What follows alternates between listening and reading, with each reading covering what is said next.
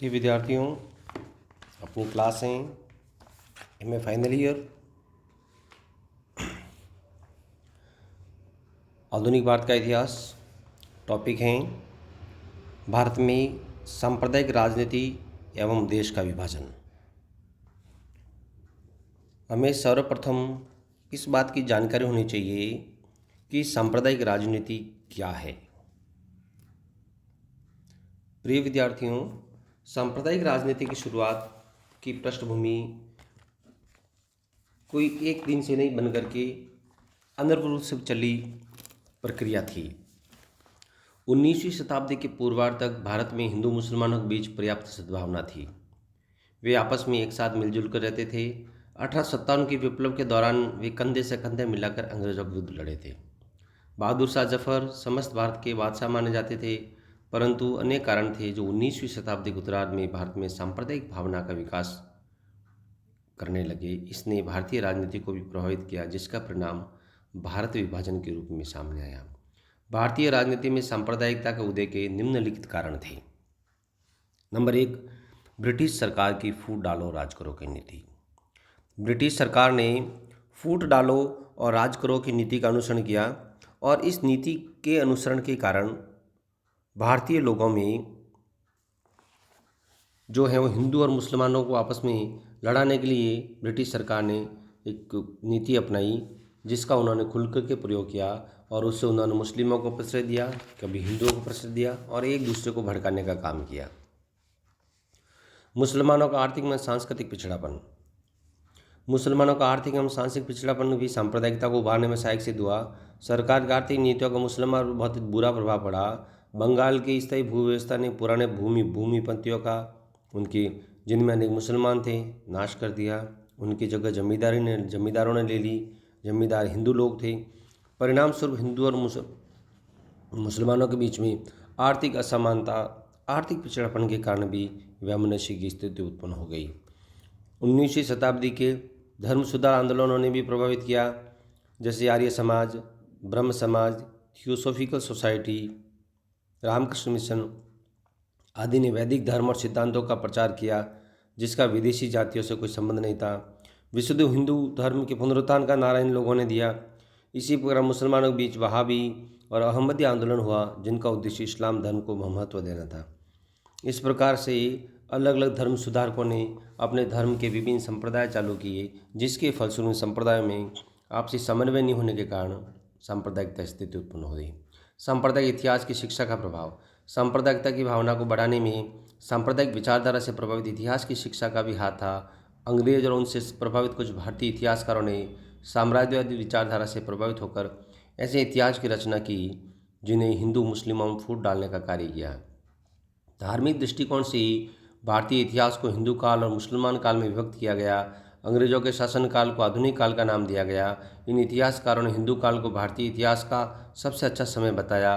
गुप्तों के शासनकाल को, जिस समय प्राचीन वैदिक धर्म का पुनरुत्थान हुआ, स्वर्ण युग की संज्ञा दी गई। विद्यार्थियों को ये समझाने की कोशिश की गई कि भारत में मुस्लिम राज्य की स्थापना, चाहे वे तुर्क हो रहे हो, अफगान रहे हो या मुगल हो, ने भारत के गौरवमय अतीत को समाप्त कर दिया। राजपूतों ने इन विदेशी आक्रमणकारियों का मुकाबला करने में प्राणों की आहुति दे डाली। मुसलमान शासकों ने हिंदू जनता पर अत्याचार करके उन्हें धर्म परिवर्तन करने को बाध्य किया, हिंदुओं के मंदिरों को नष्ट किया इत्यादि। ऐसी शिक्षा ने हिंदुओं के दिलों में मुसलमानों के प्रति नफरत और संदेह की भावना उत्पन्न कर दी। हम आगे पढ़ते हैं।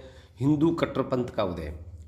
सांप्रदायिकता के विकास में हिंदू कट्टरवादियों का भी कुछ योगदान रहा। स्वामी विवेकानंद ने हिंदू धर्म एवं दर्शन की महानता का ढिढोरा समूचे विश्व में पीटा।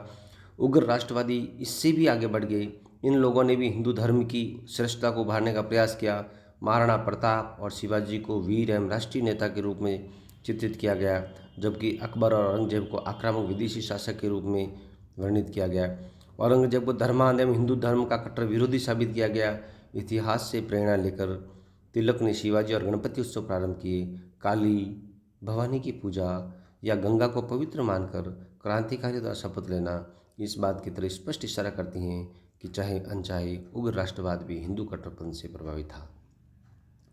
इसी प्रकार अगले तत्व में आता है अलीगढ़ आंदोलन और सर सैयद अहमद खां ने मुसलमानों में जो हैं वो पृथक विचारधारा बोने का महत्वपूर्ण कार्य किया। वे उच्च वर्गीय मुसलमानों में शिक्षा के प्रचार के सुधार की बात करते थे, लेकिन पहले तो उन्होंने मुस्लिम वर्ग को सुधारने के लिए प्रयास किया। याद रखो कि हिंदू और मुसलमान शब्द धार्मिक पहचान के लिए, अन्यथा सभी मनुष्य चाहे वे हिंदू हो या मुसलमान हो, यहाँ तक कि इस देश में रहने वाले ईसाई हो, इस विशेष अर्थ में एक राष्ट्र के रूप में हैं।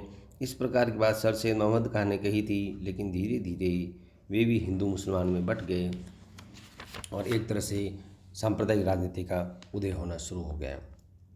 इस सांप्रदायिकता की राजनीति ने धीरे धीरे विकराल रूप धारण कर लिया और कुछ ऐसी विकट परिस्थितियाँ उत्पन्न हुई जिसके कारण भारत में विभाजन के बीज बो दिए।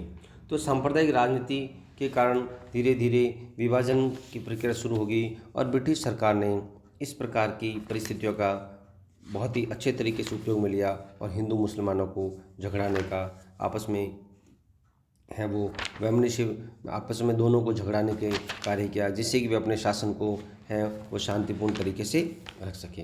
तो इस प्रकार की जो परिस्थितियाँ थी, इन परिस्थितियों के कारण हैं वो भारत में विभाजन की स्थिति उत्पन्न हो गई और धीरे धीरे फिर विभाजन के लिए कुछ सूत्रधार या कर्णधार भी आ गए, जैसे मोहम्मद अली जिन्ना और भी ऐसे मुस्लिम वर्ग के प्रतिनिधि थे जिन्होंने कहा कि हमारा हित मात्र मुसलमानों का ही हित है और हम अपने विभाजन का लाभ कुछ दूसरा चाहते ही नहीं हैं। तो इस प्रकार की बातों को लेकर के भारत में एक विभाजन की रेखा खींचने लग गई। मोहम्मद अली जिन्ना और गांधी के बीच में समन्वय की कई वार्ताएं हुई, लेकिन इस प्रकार से कोई ऐसी परिस्थितियाँ उत्पन्न नहीं हुई जिससे कि कोई मांग शांत हो सके। जिन्ना ने पाकिस्तान प्रस्ताव रखा एवं विभाजन की मांग की। पाकिस्तान की मांग, जो लीग भारत के लिए कांग्रेस की तरह स्वाधीनता मांग कर रही थी, वो अचानक पाकिस्तान की मांग करना आश्चर्यजनक प्रतीत होता है और इसके अनेक कारण थे, जिसमें प्रमुख था अंग्रेज़ों की चाल।